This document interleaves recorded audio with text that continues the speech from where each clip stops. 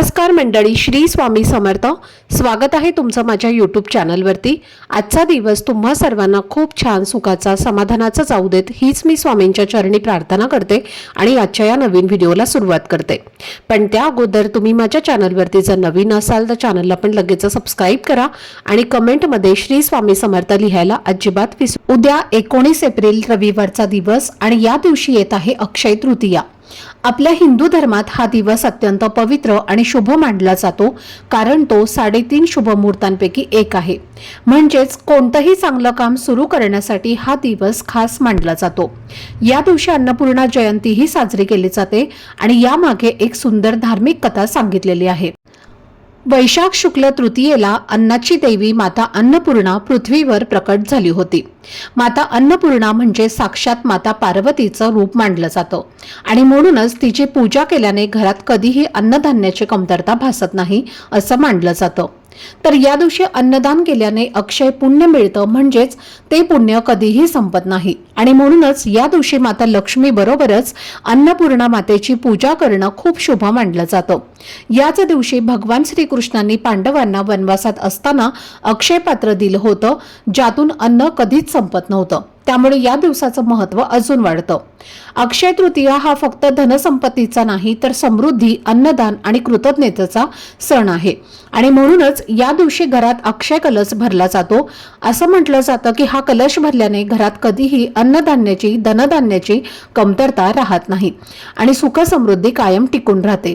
त्याचप्रमाणे या दिवशी आपल्या पितरांचंही विशेष महत्त्व असतं, कारण अशी श्रद्धा आहे की ते पृथ्वीवर आपल्या कुटुंबाकडे येतात आणि म्हणून त्यांच्यासाठी तर्पण, श्राद्ध आणि पिंडदान केल्याने त्यांचा आशीर्वाद मिळतो आणि पितृदोष दूर होण्यास मदत होते. त्यामुळे हा दिवस फक्त लक्ष्मी पूजेसाठी नसून आपल्या पूर्वजांची आठवण ठेवण्यासाठी आणि त्यांचं ऋण मान्य करण्यासाठीही तितकाच महत्त्वाचा आहे. अक्षय तृतीया हा इतका शुभ मुहूर्त आहे की या दिवशी काही ना काही नवीन वस्तू खरेदी करणं अत्यंत शुभ मानलं जातं. पण यासाठी सोनं चांदीच घ्यावं असं अजिबात नाही. तुम्ही घरात उपयोगी पडणाऱ्या साध्या वस्तू जसं की मीठ, धने, झाडू, कापूस किंवा अन्नपूर्णा मातेची किंवा लक्ष्मीची मूर्ती किंवा फोटो सुद्धा घेऊ शकता, कारण या वस्तूंचंही धार्मिक दृष्टिकोनातून खूप जास्त महत्त्व आहे. असं मानलं जातं की या दिवशी ग्रहांची स्थिती खूप अनुकूल असते, त्यामुळे या दिवशी केलेले उपाय लवकर फल देतात आणि त्याचं फळ हे दीर्घकाळ टिकून राहतं. म्हणूनच आजच्या या व्हिडिओमध्ये मी तुम्हाला एक अतिशय सोपा पण खूप प्रभावी असा उपाय सांगणार आहे, जो तुम्ही या अक्षय तृतीयेच्या दिवशी करू शकता. जरी तुम्ही सोनं चांदी खरेदी केली नाही तरीही चालेल, पण अन्नपूर्णा देवीला एक खास वस्तू अर्पण केल्याने तुमच्या आयुष्यात सुख, समृद्धी आणि समाधान वाढू शकतं. हा उपाय कसा करायचा, कोणत्या वेळेत करायचा आणि कोणती वस्तू आहे याबद्दलची सगळी माहिती मी आजच्या व्हिडिओमध्ये तुमच्यासोबत शेअर करणार आहे. त्यामुळे व्हिडिओ हा स्किप न करता शेवटपर्यंत नक्की पहा, जेणेकरून तुमच्यापर्यंत योग्य ती माहिती पोहोचेल. आणि तुम्ही माझ्या चॅनलवरती जर नवीन असाल तर चॅनलला पण लगेच सबस्क्राईब करा आणि बेल आयकॉनला पण प्रेस करा, म्हणजे मी जेव्हा कधीही नवीन व्हिडिओज अपलोड करेन त्याचं नोटिफिकेशन सर्वात आधी तुम्हाला मिळेल आणि तुमचा एकही व्हिडिओ हा मिस होणार नाही.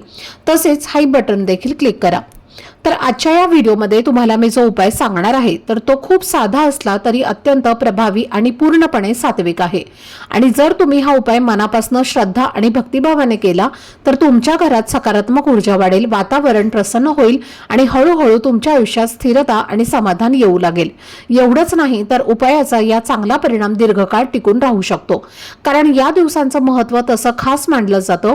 हा उपाय करण्यासाठी तुम्हाला कोणताही कठीण नियम पाळण्याची गरज नाही, कारण अक्षय तृतीयेचा संपूर्ण दिवसच शुभ मानला जातो. त्यामुळे सकाळपासून संध्याकाळपर्यंत तुम्हाला ज्या वेळेमध्ये वेळ मिळेल तेव्हा तुम्ही हा उपाय करू शकता. आपण सगळ्यांनी एक गोष्ट नक्की पाहिली असेल की जवळपास प्रत्येक घरामध्ये म्हणजेच देवघरामध्ये अन्नपूर्णा मातेची मूर्ती किंवा फोटो असतोच, कारण अन्नपूर्णा माता ही अन्नाची दाता मानली जाते आणि आपल्या घरात जे काही अन्न येतं ते तिच्या कृपेमुळेच येतं अशी श्रद्धा आहे.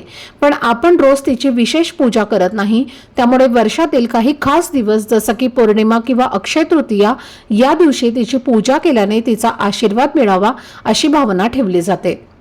काही वेळेला असं होतं की घरात अन्नधान्य लवकर संपतं किंवा आपण आणलेलं सामान टिकत नाही.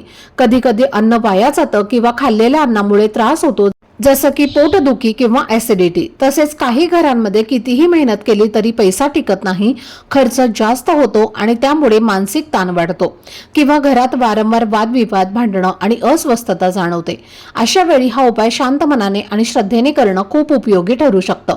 हा उपाय करण्यासाठी सकाळी लवकर उठून स्वच्छ स्नान करायचं आहे आणि शक्य असेल तर अंघोळीच्या पाण्यात थोडंसं गंगाजल टाका, ज्यामुळे मन आणि शरीर दोन्ही शुद्ध आणि प्रसन्न होतं। त्यानंतर स्वच्छ आणि चांगले कपडे परिधान करून देवघरामध्ये जाऊन आपल्या देवांची विधीपूर्वक पूजा करावी। धूपदीप अगरबत्ती लावून वातावरण शांत आणि सकारात्मक करावं आणि मग पूर्ण एकाग्रतेने हा उपाय करायला सुरुवात करावी। जर तुमच्या देवघरात अन्नपूर्णा मातेची मूर्ती किंवा फोटो नसेल तर या दिवशी तो आणून ठेवणंही शुभ मानलं जातं आणि त्यानंतर विश्वासाने कोणतीही घाईगडबड न करता हा उपाय तुम्हाला करायचा आहे, कारण उपाय करताना मनाची स्थिरता आणि श्रद्धा, विश्वास हाच सर्वात महत्त्वाचा भाग असतो। तर आता सर्वप्रथम देवघरामध्ये दिवा लावून घ्यायचा आहे आणि उपाय करण्यासाठी तुम्हाला ताम्हण सुद्धा घ्यायचं आहे। एक स्वच्छ पाण्याचा कलश भरून घ्यायचा आहे आणि ताम्हणामध्ये अन्नपूर्णा मातेची मूर्ती ठेवायची आहे। त्या मूर्तीवरती स्वच्छ पाण्याने अभिषेक करायचा आहे आणि त्यानंतर पुन्हा उसाच्या रसाने अभिषेक करायचा आहे।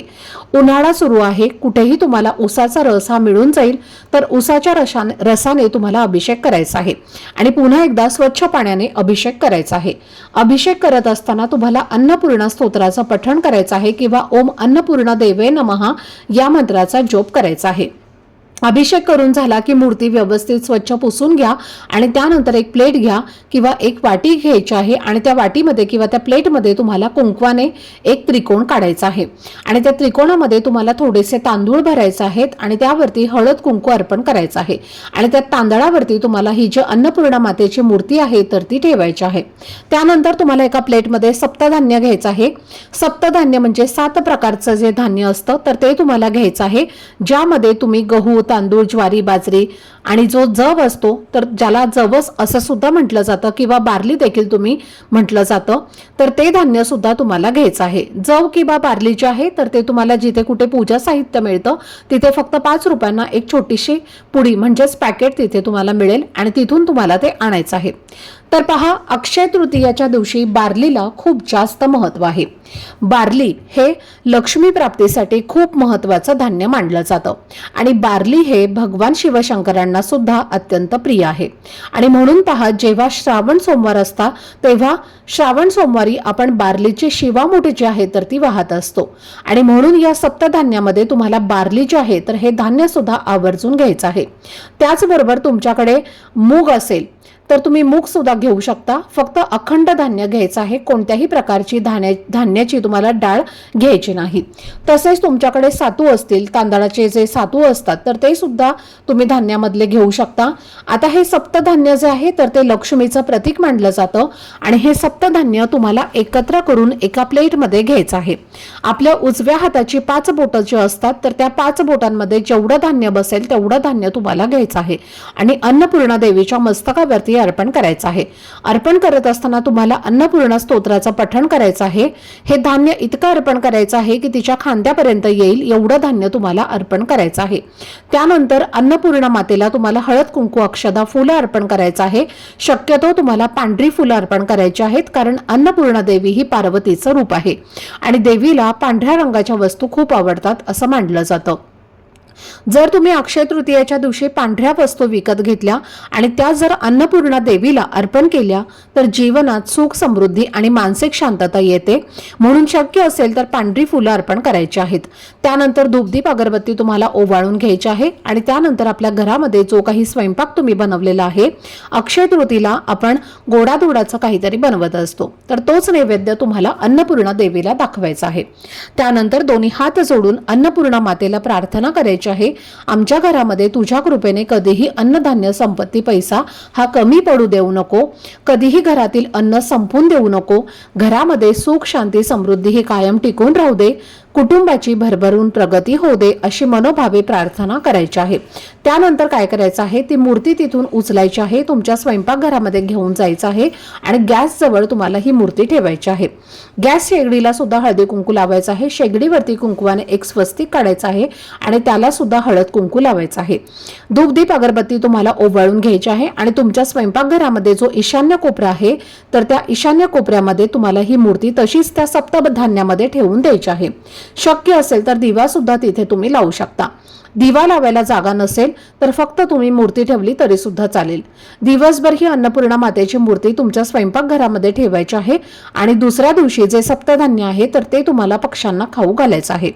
तुमच्या घरामध्ये गाय असेल तर गाईला सुद्धा तुम्ही खाऊ घालू शकता किंवा तुम्ही पक्ष्यांना टाकलं तरी सुद्धा चालेल।